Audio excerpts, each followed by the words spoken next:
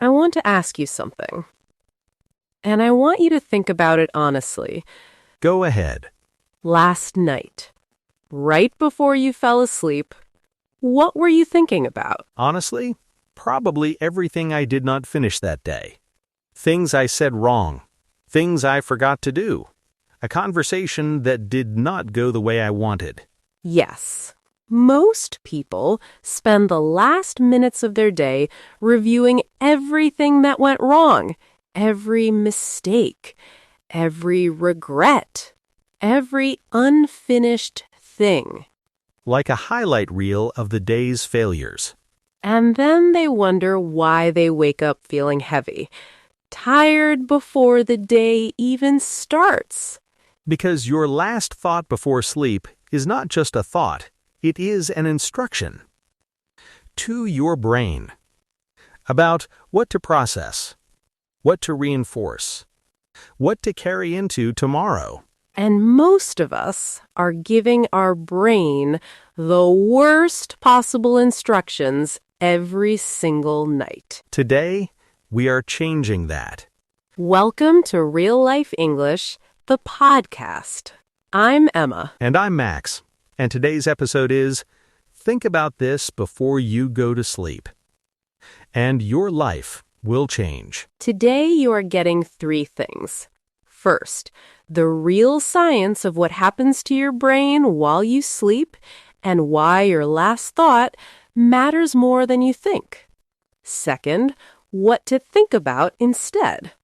And third, natural English vocabulary to talk about your mind, your habits, and your daily life with confidence. This is a B1 and B2 level episode. But honestly, if you have ever gone to bed feeling worse than you should, this episode is exactly for you. Subscribe if you are new. We are here every single week. And your comment homework today. Tell us, what is the last thing you usually think about before you sleep? Be honest. We read every single comment. Max, I want to start with something that I think will genuinely surprise people. Go ahead. Most people think sleep is just rest. Your body stops. Your brain stops. Everything pauses until morning. And it is not? Not even slightly. While you are sleeping, your brain is one of the most active it is all day. What is it doing? It is consolidating. Consolidating means taking everything you experience during the day and deciding what to keep, what to strengthen, and what to let go. It is organizing your memories, reinforcing your beliefs, processing your emotions. So everything you fed your brain right before sleep, that is the material it works with all night. Exactly. Think of it like this. Your brain is a factory, and you work in it all day. And right before the night shift starts, you hand the night team their instructions. Here is what we are working on tonight. And most people hand over a list that says, here are all the things that went wrong today. Here are my regrets. Here are my worries about tomorrow. Work on those all night, please. And the brain does exactly that. It processes and reinforces those thoughts. It builds stronger neural pathways for those feelings. You wake up and the anxiety feels more real. The regret feels heavier. The worry feels more justified. Because your brain literally spent 8 hours strengthening it. Neural pathways, by the way, neural pathways means the roots in your brain that connect thoughts, feelings, and habits. The more you use a pathway, the stronger and more automatic it becomes. Like a path through a forest. The more people walk it, the clearer and easier it gets. And the less people walk it, the more it disappears back into the trees. So if you keep thinking the same anxious thoughts before bed, you are walking that path every night, making it wider, easier to fall into. And if you start thinking different thoughts before bed, you start walking a new path. And slowly, the old one gets narrower. I had no idea this was how it worked. I used to think what I thought before sleep did not matter. Sleep was just off time. And I thought the same thing for years. I would lie there worrying and think, well, at least I am resting physically. My body is getting better, even if my brain is anxious. But the brain is part of the body. The brain is very much part of the body. And if your brain is running anxiety loops for 8 hours, you are not really resting at all. Which explains why some people sleep 8 hours and wake up exhausted. Because their brain worked hard all night on exactly the wrong things. So, what should we be thinking about instead? That is the question everyone is asking right now. And the answer might surprise you. Because it is not what most self-help advice suggests. Okay. Most people, when they hear this advice, immediately think, okay, I need to think positive thoughts before sleep. Affirmations, gratitude lists, visualizations. And those things can be helpful. But I actually want to push back on the idea that positivity is the goal. Really? What is the goal then? Completion. The goal is completion. What do you mean? Your brain does not struggle with negative thoughts at night because the thoughts are negative. It struggles because they are unfinished. They are open loops. Open loops. I love that expression. An open loop is an unresolved thought, a question with no answer, a situation with no conclusion. Your brain hates open loops. It keeps returning to them, trying to close them. Like a song you cannot get out of your head. Your brain keeps playing it because it wants to finish it. Resolve it. Exactly. So that conversation you keep replaying before bed, your brain is not torturing you. It is trying to close the loop. Find the resolution. Figure out what it all means. And because there often is no resolution, it just keeps replaying. So the solution is not to force yourself to think happy thoughts. The solution is to give your brain closure. Even a small amount of closure. How? You close the loop yourself. Before your brain tries to do it while you sleep. You say to yourself, that conversation happened. I said what I said. I cannot change it. What I can take from it is this one thing. And I am choosing to put it down now. You are not pretending it was fine. You are just closing the file. Closing the file is a beautiful way to say it. The event happened. The file is now closed. The brain can stop processing it. And when the brain stops processing the open loops, it can actually rest. And then the sleep becomes genuinely restorative. Restorative means truly refreshing and repairing, sleep that actually restores your energy rather than just passing time. And here is the other side of this. If you close the negative loops before sleep, you create space. Space for what? Space to plant something. Some people call this intention setting. Intention setting means deciding what you want your mind to work toward while you sleep. Not forcing it, just pointing it in a direction. Like telling the night team, we have dealt with today. Now, here is what we are building toward tomorrow. And your brain works on that instead. All night, building pathways toward it, making it feel more possible, more real. I tried this for the first time about 2 years ago, and I want to be honest, the first few nights felt a little strange, like I was doing something slightly artificial. Because your brain was used to the worry loop. It was comfortable there. It was. And stepping out of the familiar, even when the familiar is painful, takes time. But after a week? After a week, I noticed something. I was waking up differently, not dramatically, not suddenly full of energy and joy, just lighter, like I had put something down during the night instead of carrying it through. That lightness. I know exactly what you mean. And it built over time. The more consistently I did it, the more natural it became. Until now, it is just how I end my days. Let us zoom out for a moment.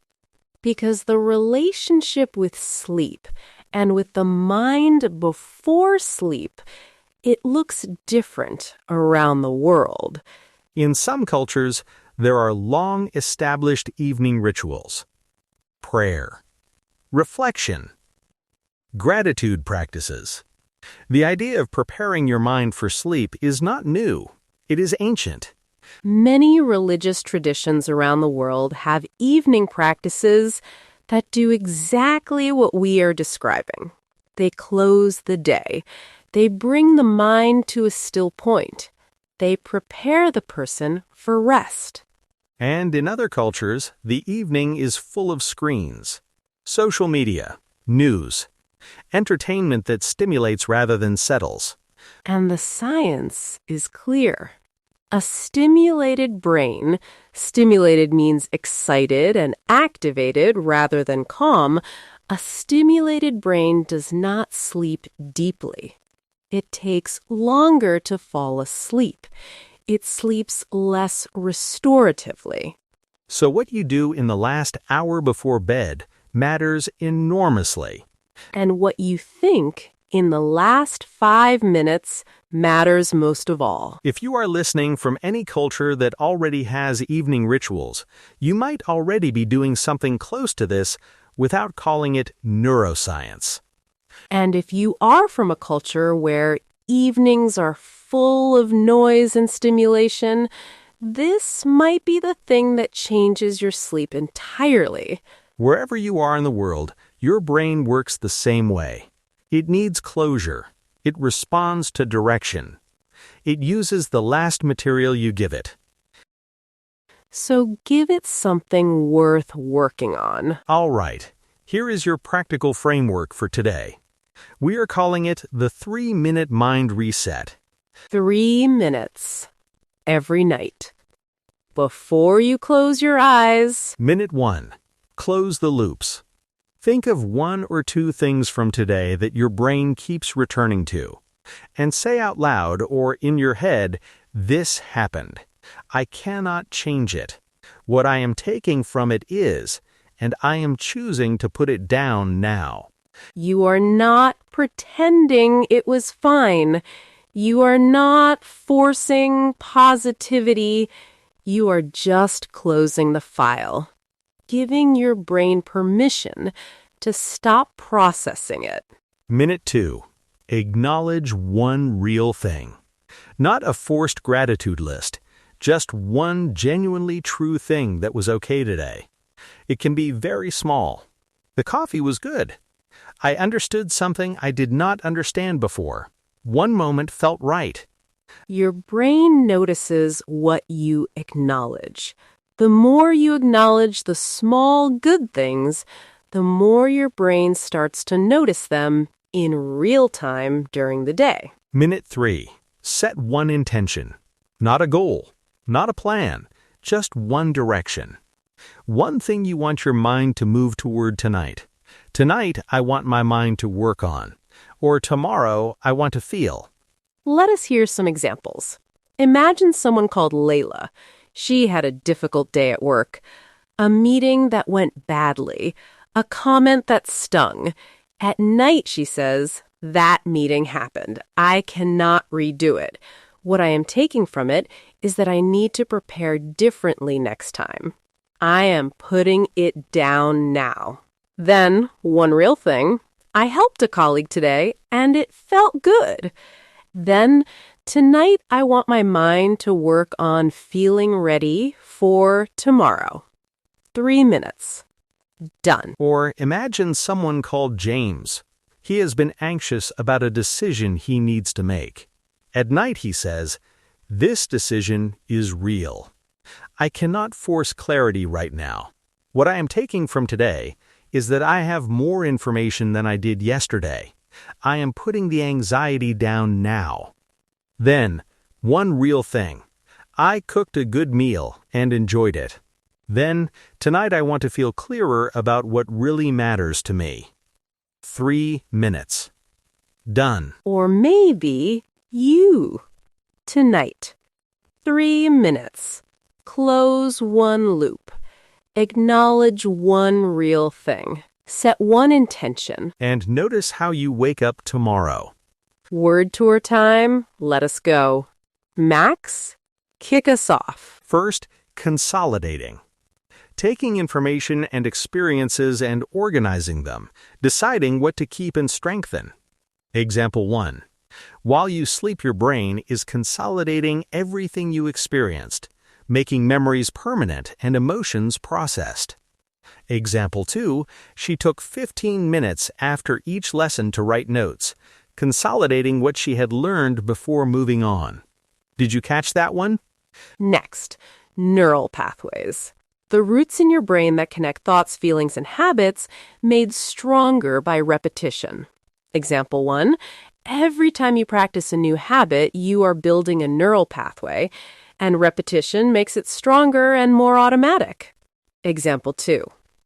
Anxious thinking before bed builds strong neural pathways for anxiety, and those pathways get easier to fall into every night. Did you hear that one? Open loops. Unresolved thoughts or situations that your brain keeps returning to because they have no conclusion. Example 1. That conversation kept replaying in her head because it was an open loop her brain was trying to find the resolution. Example 2. Writing down unfinished tasks before bed closes the mental open loops and helps you fall asleep faster. Did you catch that? Completion. The state of something being finished, resolved, and put down. Example 1. Her brain was not looking for positivity before sleep. It was looking for completion, for open loops to be closed. Example 2. Giving yourself a sense of completion at the end of each day is one of the most underrated well-being habits. Did you hear that one? Restorative. Truly refreshing and repairing, restoring energy and function rather than just passing time. Example 1. She slept 8 hours, but it was not restorative sleep. She woke up more exhausted than when she closed her eyes. Example 2. Restorative sleep requires a calm mind at bedtime, not just enough hours. Did you catch that? Intention setting. Deciding what you want your mind to work toward, giving your brain a direction rather than leaving it to wander. Example 1. She spent 3 minutes on intention setting before sleep and woke up feeling more purposeful every morning. Example 2. Intention setting is not about forcing outcomes. It is about pointing your mind in a direction and trusting it. Did you hear that one? Stimulated. Excited and activated, the opposite of calm and settled. Example 1. A stimulated brain takes much longer to fall into deep sleep, which is why screens before bed are so disruptive. Example 2. The news before bed left him feeling stimulated and anxious for hours afterward. Did you catch that? Reinforce. to make something stronger, to add support to it so it becomes more fixed and solid. Example 1. Every time you replay a worrying thought before sleep, you reinforce the anxiety pathway in your brain. Example 2. Acknowledging small good things reinforces your brain's ability to notice them during the day. Did you hear that one? Acknowledge. To recognize and accept that something is real and true, to notice it consciously. Example 1. She learned to acknowledge one good thing each evening. Not to pretend everything was fine, but to notice what genuinely was. Example 2. Acknowledging difficulty without dwelling in it is one of the most emotionally mature skills a person can develop. Did you catch that? And our last word, closure. The feeling of something being resolved and finished, your mind being able to release it. Example 1, she gave herself closure on the difficult conversation by writing down what she had learned and what she was letting go of. Example 2, your brain does not need the situation to be perfect. It just needs closure, permission to stop working on it. Did you catch that one? We are at the end. And I want to say one thing. Go ahead. Tonight, you have a choice. You can lie down and hand your brain the same instructions you always have. The worry list, the regret file, the unfinished business. Or you can spend 3 minutes doing something different. Closing one loop. Acknowledging one real thing. Setting one intention. 3 minutes. That is the difference. And over time, those 3 minutes change everything. Not all at once, not dramatically, but quietly. Consistently. Really. Your brain will work on whatever you give it tonight. Give it something worth working on. Your comment homework, what is the last thing you usually think about before sleep? Write it honestly in the comments. You might be surprised how many people feel exactly the same way. And if this episode gave you something real today, share it with one person. Just one. Thank you for being here. I'm Emma. And I'm Max. Sleep well tonight. And we will see you in the very next episode. Bye for now. Bye.